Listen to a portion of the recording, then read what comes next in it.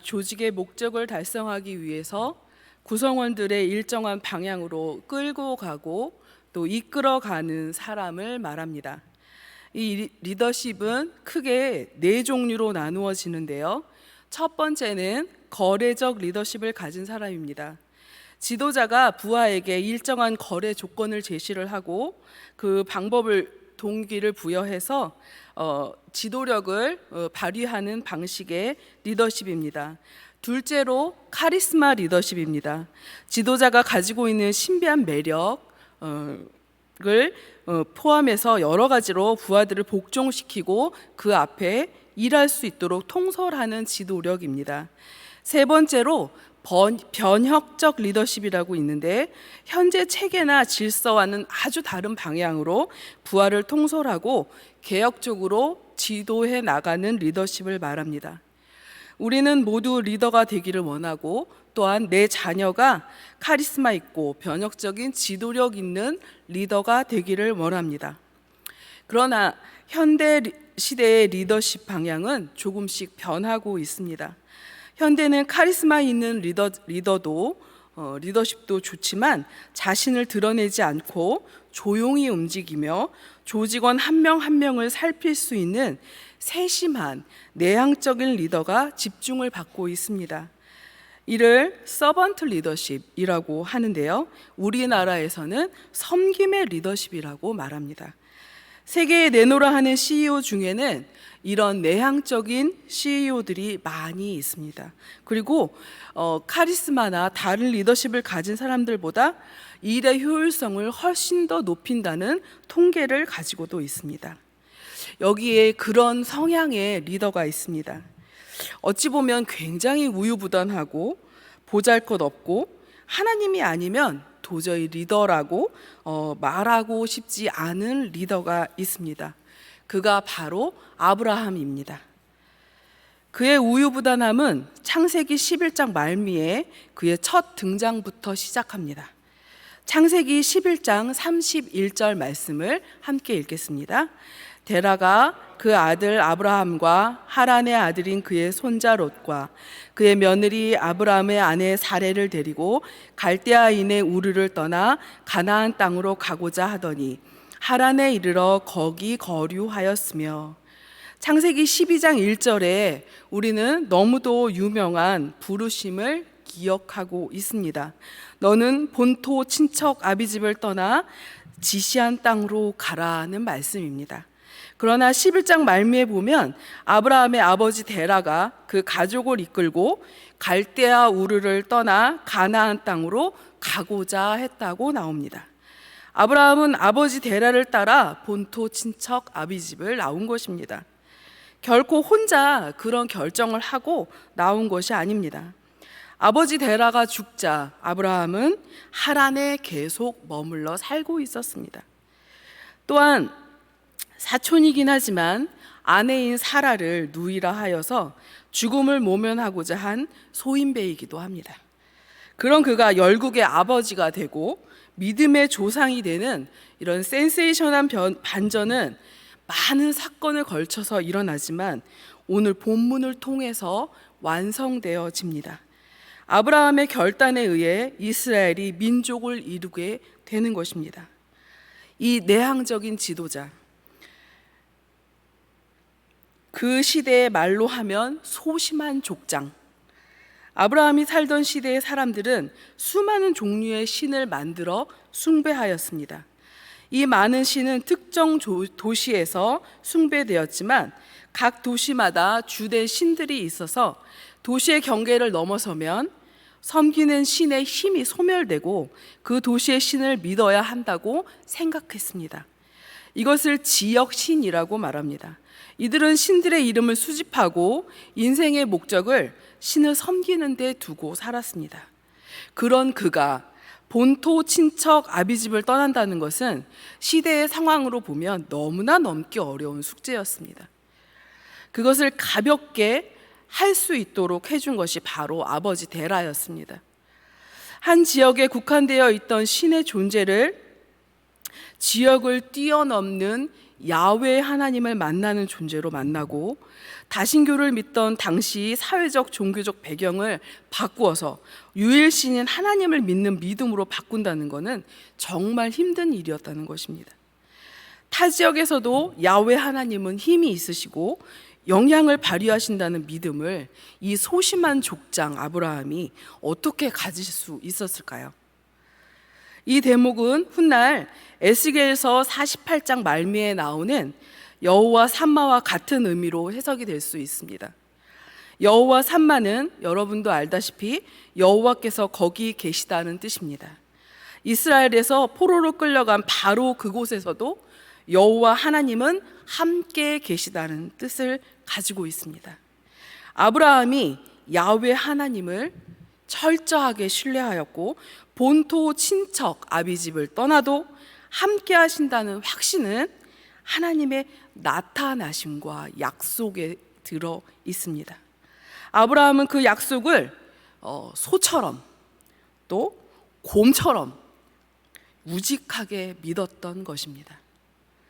아버지 대를 따라 나왔어도, 또한 아내를 자신을 살리기 위해 누이라고 속였어도 그 속에는 이 우직한 약속의 믿음이 들어 있었습니다. 이 조용한 리더자, 그러나 믿음의 심지가 있던 리더자 아브라함에게 하나님께서 지금 명령하십니다. 내 아들 이삭을 데리고 모리아 땅으로 가서 내가 지시하는 한 산에서 내게 바치라고 명령하십니다. 창세기 22장 2절의 말씀입니다. 같이 읽을게요. 여호와께서 이르시되 내 아들 내 사랑하는 독자 이삭을 데리고 모리아 땅으로 가서 내가 내게 일러준 한 산 거기서 그를 번제로 드리라. 그런데 이 구절은 묘하게 창세기 12장 1절의 말씀과 맥이 통합니다. 함께 읽겠습니다. 창세기 12장 1절 말씀입니다. 제가 읽을게요. 여호와께서 아브라함에게 이르시되 너는 너의 고향과 친척과 아버지의 집을 떠나 내가 내게 보여줄 땅으로 가라. 내가 내게 보여줄 땅 12장 1절의 말씀과 내가 내게 일러준 산 22장 2절의 말씀이 같은 말씀입니다. 확정되지 않은 곳으로, 아무것도 확정되어 있지 않은 곳으로 떠나라는 메시지가 똑같이 전달되어져서 나오고 있습니다. 22장 2절에 모리아 땅의 원문 뜻은 여호와께서 친히 선별해 주신 곳이라는 뜻이 들어 있습니다. 아브라함은 하나님께서 알려주신 곳으로 두 번째 출발을 합니다. 첫 번째 출발할 때는 우상과 아버지의 무덤과 살던 터전을 두고 떠났습니다. 그런데 두 번째 출발은 사랑하는 독자 이삭을 하나님께 바치려 떠납니다. 떠남과 버림의 시작입니다. 아브라함은 3절에 아침 일찍 일어났다고 표현합니다. 그는 밤새 고민은 단 한 줄도 표현되어 있지 않습니다. 이삭을 데리고 떠나기 전에 하나님께서는 언제 가라 혹은 즉시 가라 말씀하시지 않으셨습니다. 오늘 떠나도 되고 내일 떠나도 됩니다. 네라고 대답하고 지금은 수학기니까 양을 쳐야 되니까 요거 지나면 갈게요 라고 말하지 않았습니다. 그가 모리아산까지 간 시간은 무려 3일이나 됩니다. 하나님께서 지시한 산, 한 산을 찾는 시간이 3일이나 되었던 것입니다. 3일이라는 시간 동안에 겪었을 아브라함의 고통 또한 한 줄도 표현되어 있지 않습니다. 아마도 하루가 한 달같이 느껴졌을 것이고 아들 이삭 또한 무엇인가 다른 느낌으로 이번에는 아버지가 고뇌하고 있음을 알고 있었을 것입니다. 3일의 기간 아브라함은 무슨 생각을 했을까요?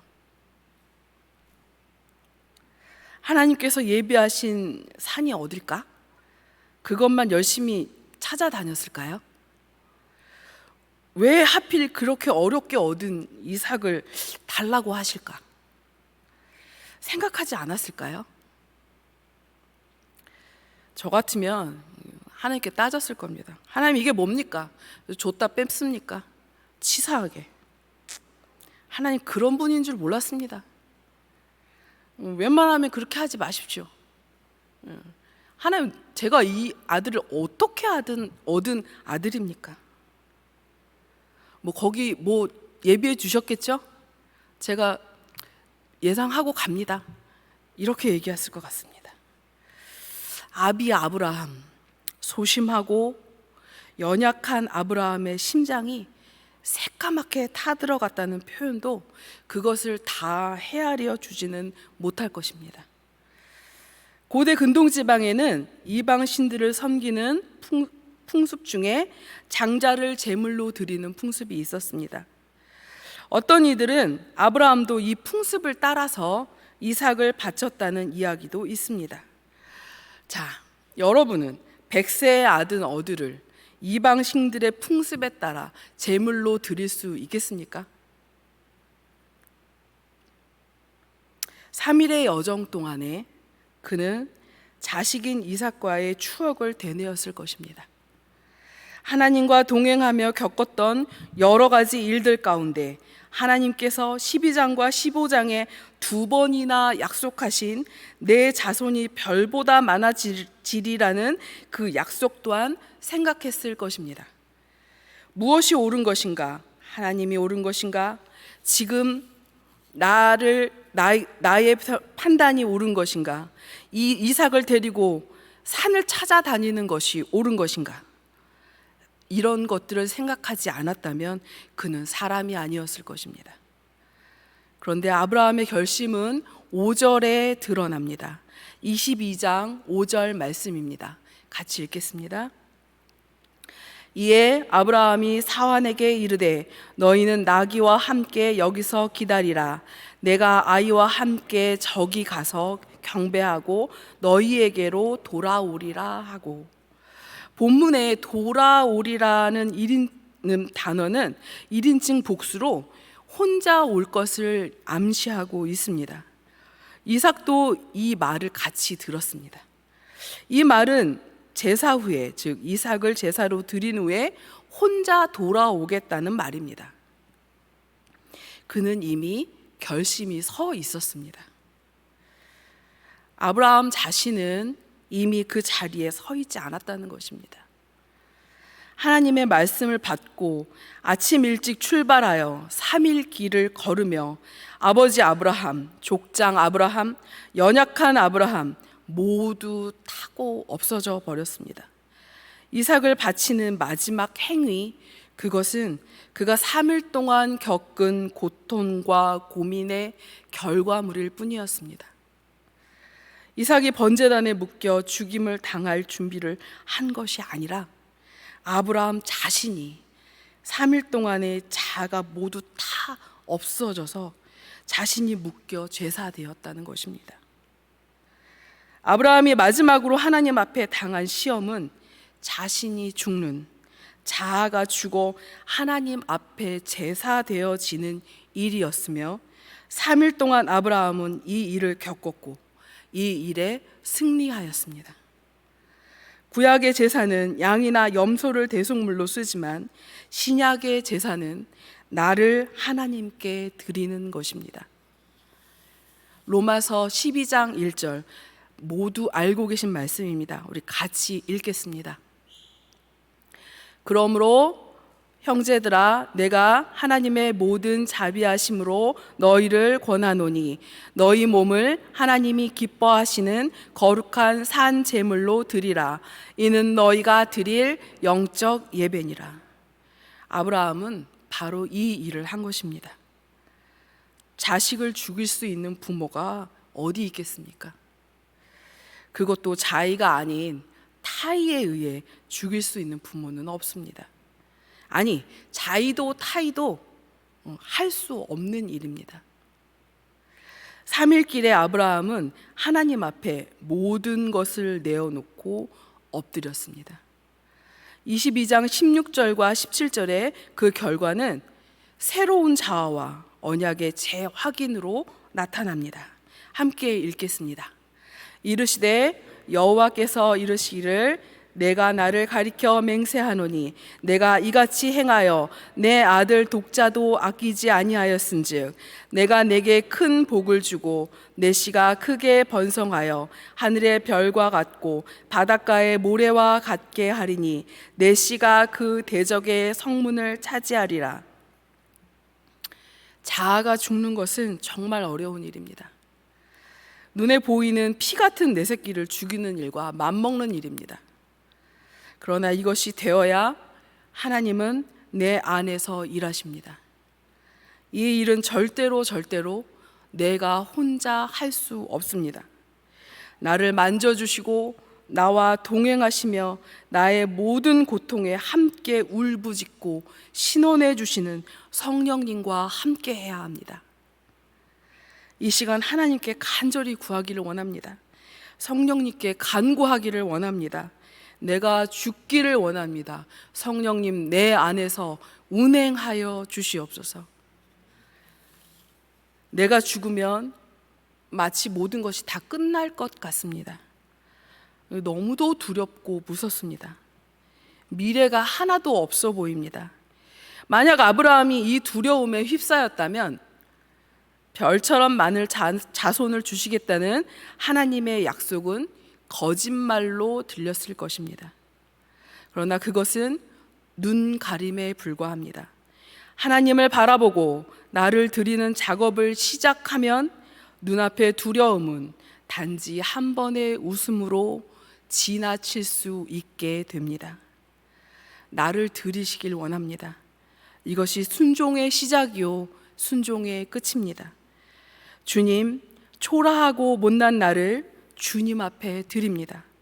주님보다 앞서려 하고 주님보다 커지려 하는 나의 자아를 드립니다. 우유부단하고 연약하지만 하나님 앞에 우직하게 순종했던 아브라함처럼 나를 드리기를 원합니다. 하나님의 말씀을 따라서 우상과 아비의 무덤과 살던 터전을 버리고 떠났던 아브라함처럼 나를 드리길 원합니다. 내가 소중하게 여겨서 하나님 위에 올려놓았던 것들, 나 자신과 자식과 재물과 온갖 귀하디 귀하게 여겼던 것들을 하나님께 순종이라는 이름으로 내어놓으시기를 구합니다. 현재를 사는 우리들에게는 자식만큼 귀한 것이 있습니다. 또 자아만큼 큰 비중을 차지하는 것이 있습니다. 무엇일까요? 바로 돈입니다. 마가복음 12장 41절에서 44절에 나오는 과부의 헌금 이야기를 잠깐 할까 합니다. 마가복음 12장 41절에서 44절 말씀을 함께 읽겠습니다.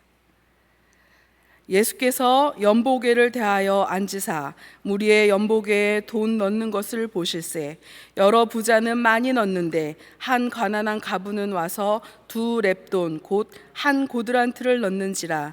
예수께서 제자들을 불러다가 이르시되 내가 진실로 너희에게 이르노니 이 가난한 과부는 연보계에 넣는 모든 사람보다 많이 넣었도다.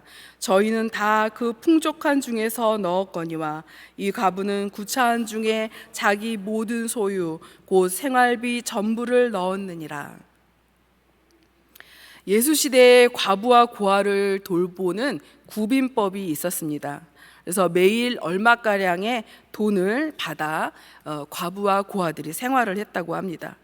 2렙돈은 바로 이 구제비, 지금의 돈으로 환산하면 870원에서 한 1200원 정도의 그 금액을 말한다고 합니다.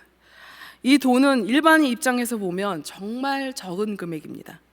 그러나 과부는 이 돈이 없으면 하루를 굶습니다. 생활비 전부를 넣었다고 본문에 표시되어 있습니다. 여자들에게 생활비는 목숨과 같습니다. 월급이 조금이라도 차질이 생겨 늦어지면 애가 탑니다. 교육비, 공과비, 적금, 식비 줄줄이 굴비 엮듯이 엮어져 나옵니다. 생활비 전부를 내는 것은 아브라함의 결단처럼 어려운 일입니다. 저는 정말 못할 것 같습니다. 자, 과연 과부는 생활비 없이 어떻게 하루를 지냈을까요? 우선 굶었겠죠. 만약에 아이가 있다면 아이도 같이 굶었을 겁니다. 그 상황에서 과부는 무엇을 기대하고 그 두 렙돈을 헌금했을까요? 과부의 모습은 하나님 앞에 전적으로 신뢰하고 의뢰하는 그리스도인의 모습을 보여주고 있습니다. 생활비와 함께 자신의 모두를 하나님께 맡긴 모습을 보여주고 있는 것입니다. 한 걸음 한 걸음이 주님과 동행이요, 전적인 의지함이 없으면 숨 쉴 수 없고 살아갈 수 없는 시간들이었을 것입니다. 순종하는 삶이 이런 삶임을 말해주고 있습니다. 가난해야 하나님을 의지하고 순종한다는 말이 아닙니다. 내어 놓아야 하나님께서 그 자리에서 일하신다는 것입니다.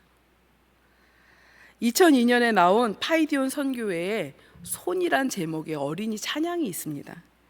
가사를 제가 한번 읽어드릴게요.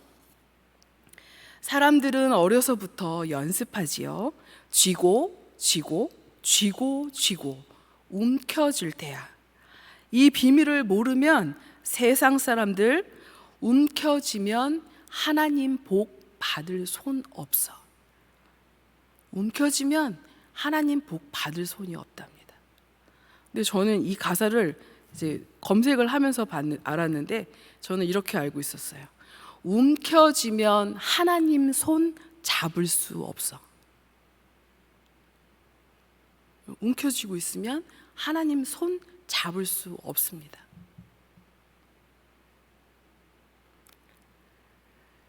내가 가득 차 있으면 나의 계획을 합니다. 고민합니다. 일을 도모하려 합니다. 이것이 없으면 신앙생활도 돌아가지 않는다고 생각할 수 있습니다. 그러나 저 벽 깊숙이 숨어서 마치 내가 없는 것처럼 숨어 있다가 하나님의 일을 시작하면 불쑥 나타나 내 일로 만들어 버립니다. 하나님께 돌릴 영광을 내 영광으로 다 가로채 버립니다. 그리고 스스로에게는 불쌍하다, 애처롭다 생각하게 만듭니다. 나처럼 가엾고 불쌍한 사람은 없다 생각하게 만듭니다. 그러나 내가 죽고 성령님의 계획하심을 알고 순종하게 되면 거기에 맞추어서 나를 움직이게 됩니다. 고민하는 일은 간구하는 일로 바뀝니다. 나를 위하여 내가 드러나도록 도모하는 것이 아니라 성령께서 공동체가 드러나도록 인도해 주십니다. 내가 죽고 그리스도가 사는 것, 이것이 순종의 시작이며 순종의 끝입니다. 함께 찬양하며 하나님 앞에 순종하는 자로 살기 원합니다. 간구하는 기도 함께 드리시기를 원합니다. 함께 찬양하겠습니다.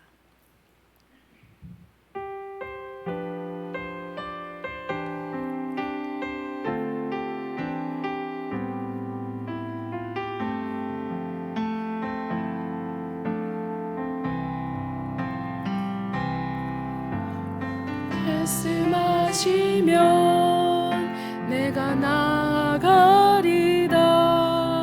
주님 뜻이 아니면 내가 멈춰서리다. 나의 가고 서는 것 주님 뜻에 있으니 오 주님 나를 이끄소서. 주님 말씀하시면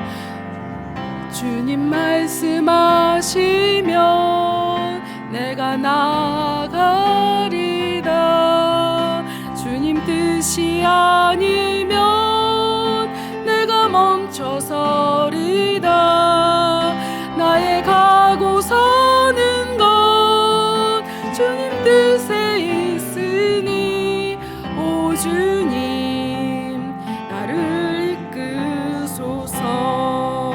뜻하신 그곳에 뜻한 그곳에 나 있기 원합니다. 이끄시는 대로 순종하며 살리니 연약한 내 영혼 통하여 일하소서. 주님 나라와 그 뜻을 위하여 뜻하신 그곳에 뜻하신 그곳에 나 있기 원합니다.